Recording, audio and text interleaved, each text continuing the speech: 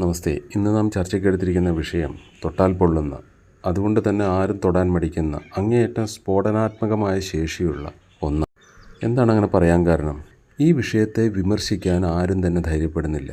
വിമർശിക്കുന്നവനെ ലോകം വളഞ്ഞിട്ട് ആക്രമിക്കും. കാരണം ഈ വിഷയത്തെ വിമർശിച്ചാൽ പിന്തിരിപ്പനായി മാറുമോ എന്ന ഭയമാണ് പലർക്കും ഉള്ളത്. അതുകൊണ്ട് തന്നെ സാഹിത്യകാരന്മാരോ സാമൂഹ്യ പ്രവർത്തകരോ രാഷ്ട്രീയക്കാരോ ഭരണക്കാരോ ഒന്നും തന്നെ ഈ സാധനത്തെ വിമർശിക്കാറില്ല. ഇതിന്നൊരു വിശുദ്ധ ജീവിയായിട്ട് മാറുന്നുണ്ട്. ആരും തൊടാത്തത് കൊണ്ട് തന്നെ അതിനെ തൊടാനാണ് ഞാൻ തീരുമാനിച്ചിട്ടുള്ളത്. പിന്തിരിപ്പനാവുന്നെങ്കിൽ പിന്തിരിപ്പനാവട്ടെ, പൂച്ചയ്ക്ക് ആരെങ്കിലും മണി കെട്ടണ്ടേ? കാരണം ഇതൊരു നിസ്സാര സാധനമല്ല. അത് വഴിയെ നമുക്ക് മനസ്സിലാകും. ഈ വിഷയത്തെ കൈകാര്യം ചെയ്യുന്നതിന് മുമ്പ് മഹാകവി കുമാരനാശാൻ്റെ 2 വരികൾ നമുക്കൊന്ന് കേൾക്കാം. സ്നേഹമാണഖില സാരമൂഴിയിൽ സ്നേഹസാരമിഹ സത്യമേകമാം. ആശാൻ്റെ കവിതയായ നളിനിയിലെ 2 വരികളാണ്. അതിൽ ആദ്യത്തെ വരി എന്താ പറയുന്നത്? ഇവിടെയുള്ള സകലത്തിൻ്റെയും സാരം സ്നേഹമാണ്. അത് കേൾക്കുമ്പോൾ ആൾക്കാർ ഓഹോ അങ്ങനെയാണോ? അപ്പോൾ അടുത്ത വരി ഒന്ന് നോക്കുക. സകലത്തിൻ്റെയും സാരമായിരിക്കുന്നത് സ്നേഹമാണെന്നുണ്ടെങ്കിൽ ആ സ്നേഹത്തിൻ്റെ സാരം ഏകമായ സത്യമാണ്. ഇതെന്തൊരു സ്നേഹം! ഇങ്ങനെയുള്ള സാധനത്തെക്കുറിച്ചിട്ടൊന്നുമല്ലല്ലോ ഞങ്ങൾക്കറിയുന്നത് എന്ന് നമ്മുടെ ആൾക്കാർ പറയുമായിരിക്കുന്നല്ല, തീർച്ചയായിട്ടും പറയും. കാരണം ഈ സാധനത്തെയൊന്നും നമ്മുടെ നാട്ടിൽ പഠിപ്പിക്കാൻ നമ്മുടെ ആൾക്കാർക്ക് താല്പര്യമില്ല. നമ്മുടെ ആളുകൾക്ക് താല്പര്യം ആദ്യം പറഞ്ഞ സ്ഫോടനാത്മകമായ സാധനത്തിൽ കെട്ടിമറിയാനാണ്. രണ്ടാമത് പറഞ്ഞ സ്നേഹത്തിൽ കെട്ടിമറിയണമെന്നുണ്ടെങ്കിൽ നല്ല അറിവ് ആവശ്യമാണ്. ആദ്യം പറഞ്ഞ ആ സാധനത്തിൽ കെട്ടിമറിയാനാണെന്നുണ്ടെങ്കിൽ ഒരറിവിൻ്റെ ആവശ്യമില്ല. മാത്രമല്ല അതിൻ്റെ മുഖമുദ്ര തന്നെ ചിലപ്പോൾ അന്ധതയാണ്. നാം കൈകാര്യം ചെയ്യാൻ പോകുന്ന ആ വിഷയം, സ്ഫോടനാത്മകമായ വിഷയം, അതിൻ്റെ പേരാണ്, വിശ്വപ്രസിദ്ധമായ പേരാണ് പ്രണയം. പച്ചമലയാളത്തിൽ നമ്മൾ പ്രേമം എന്ന് പറയും. അപ്പോൾ എന്താണ് ഈ പ്രേമം അല്ലെങ്കിൽ പ്രണയം? സാങ്കേതികമായി അതിനെ നമുക്ക് ഇങ്ങനെ വിവക്ഷിക്കാം. വിപരീതമായ ലിംഗങ്ങൾ തമ്മിലുള്ള ആകർഷണീയത, അതാണ് പ്രണയം അല്ലെങ്കിൽ പ്രേമം. ഇതിന് മറ്റേതിൽ നിന്ന് നാം ചർച്ച ചെയ്ത സ്നേഹത്തിൽ നിന്ന് എന്താണ് വ്യത്യാസം? സ്നേഹമാകട്ടെ ലിംഗാതീതമായിരിക്കുന്ന, ജീവഭേദങ്ങളില്ലാത്ത, അതേപോലെ തന്നെ നിബന്ധനകളൊന്നുമില്ലാത്ത ആകർഷണീയതയാണ് സ്നേഹം. അതിന് മനസ്സിലാക്കാൻ നല്ല അറിവ് ആവശ്യമാണ്. അതുകൊണ്ട് നമുക്ക് അറിവൊട്ടും ആവശ്യമില്ലാത്ത ഈ സാധനത്തിലേക്ക് കടക്കാം. പ്രണയത്തിൻ്റെ കഥ അതിഗംഭീരമാണ്. അതിൻ്റെ പെരുമാറ്റം പ്രതി വ്യക്തി വ്യത്യസ്തമാണ്. അത് നമുക്കൊന്ന് പരിശോധിക്കാം. നോക്കൂ, എൻ്റെ ഗർഭത്തിൽ വളരുന്ന കുഞ്ഞിനൊരു തന്ത വേണം. അതുകൊണ്ട് നിങ്ങളുടെ പേര് പറയുമെന്ന് വാദിക്കുന്നൊരു യുവതി ഒരിടത്ത്.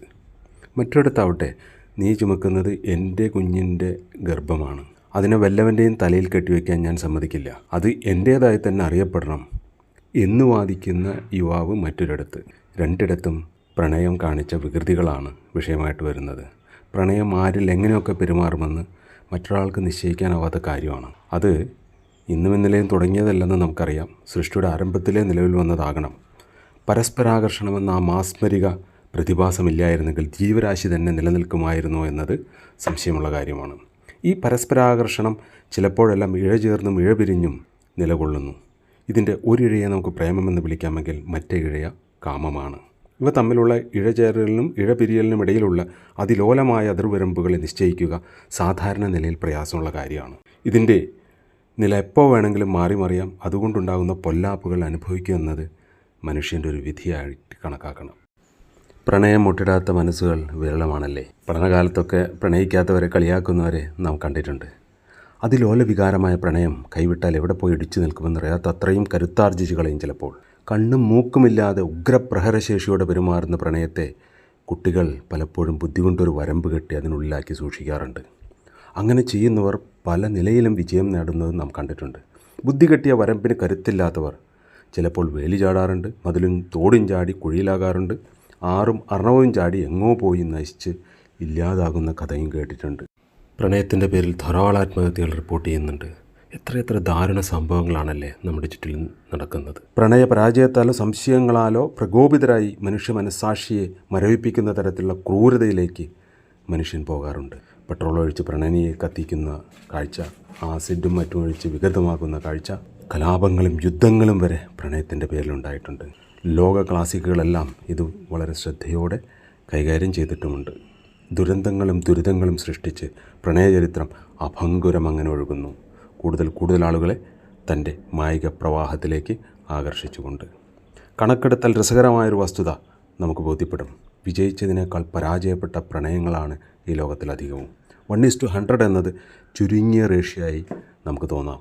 പ്രണയാതുരമായ മനസ്സുമായി നടക്കുക എന്നാൽ ആനയ്ക്കൊപ്പം നടക്കുന്നതിന് തുല്യമാണ്. അതിനെ മെരുക്കാൻ കരുത്തുള്ളവർക്ക് അതിൻ്റെ പുറത്തു കയറിയുള്ള യാത്ര ആസ്വാദ്യകരമാണ്. അല്ലാത്തവരെ അതെന്ത് കാണിക്കുമെന്ന് നമ്മളൊന്ന് ചിന്തിച്ചാൽ മതി. ലോക ചരിത്രത്തിലും ക്ലാസിക്കുകളിലും ഇതിനെക്കുറിച്ച് വളരെയേറെ ചർച്ച ചെയ്യപ്പെട്ടിട്ടുണ്ട്. Antony and Cleopatra, Romeo and Juliet, ഇതെല്ലാം തന്നെ ചരിത്രവും സാഹിത്യവുമായിട്ട് ഇടകലർന്ന് നിൽക്കുന്നവയാണ്. ഇത്രയും കുഴപ്പക്കാരനായിരുന്നിട്ടും അതിനെ കരുതലോടെ സമീപിക്കാൻ കുട്ടികളെ പ്രേരിപ്പിക്കാനും വിഷയം ഗൗരവപൂർവ്വം പഠിക്കാനും പഠിപ്പിക്കാനുമായി പാഠപുസ്തകങ്ങളിലൂടെ തന്നെ ശ്രമിക്കാനുള്ള സ്വതന്ത്ര ഭാരതത്തിൽ അധികാരത്തിലെത്തിയ ജനാധിപത്യ സർക്കാരുകളൊന്നും ശ്രദ്ധിച്ചതായിട്ട് നാം കാണുന്നില്ല. എല്ലാവരെയും പിടിക്കുന്ന പ്രണയത്തെ ഭൂരിപക്ഷത്തിനും പിടികിട്ടുന്നില്ലെന്ന് വേണം കരുതാൻ.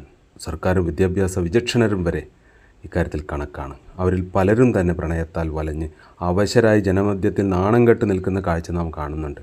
അപ്പോൾ പിന്നെ അവരിതിനെക്കുറിച്ച് പഠിക്കാനും പഠിപ്പിക്കാനും പദ്ധതി തയ്യാറാക്കുക. ലോകത്തിലെ ഏറ്റവും ശക്തമായ രാജ്യത്തിൻ്റെ തലവൻ പോലും കുഴപ്പത്തിൽ ചാടി രാജ്യത്തോട് പരസ്യമായി മാപ്പ് പറയേണ്ട ഗതികേടുണ്ടായിട്ട് അധികം വർഷങ്ങളായിട്ടില്ലല്ലോ. അതെ, പ്രണയത്തെ ആർക്കും പിടികിട്ടുന്നില്ല. പ്രണയത്തെ മഹത്വവൽക്കരിക്കുന്ന കഥയും കവിതകളും കലകളും കൊണ്ട് നമ്മുടെ പാഠപുസ്തകങ്ങൾ കുത്തി നിറയ്ക്കപ്പെടുമ്പോൾ നാം മനസ്സിലാക്കേണ്ടത് എന്താണ്? അതെ, ആർക്കും പ്രണയത്തെക്കുറിച്ച് ഒരു പിടിയും കിട്ടുന്നില്ല എന്നത് തന്നെയാണ്. എന്നാൽ നമ്മുടെ ഇതിഹാസങ്ങളിൽ ആർക്കും ഒരു മുൻകരുതലെടുക്കാൻ തോന്നത്തക്ക വണ്ണം പ്രണയത്തെക്കുറിച്ചുള്ള ഉജ്ജ്വല പാഠങ്ങൾ രേഖപ്പെടുത്തപ്പെട്ടിട്ടുണ്ട്. അതൊക്കെ ആര് ശ്രദ്ധിക്കാൻ, ആര് പഠിക്കാൻ? പഠിക്കേണ്ടത് പഠിക്കാതെ, പഠിപ്പിക്കാതെ നമ്മുടെ പാഠപുസ്തക പരിഷ്കരണം അഭംഗുരം നടക്കട്ടെ. പ്രണയം അതിൻ്റെ വഴിക്ക് പോട്ടെ.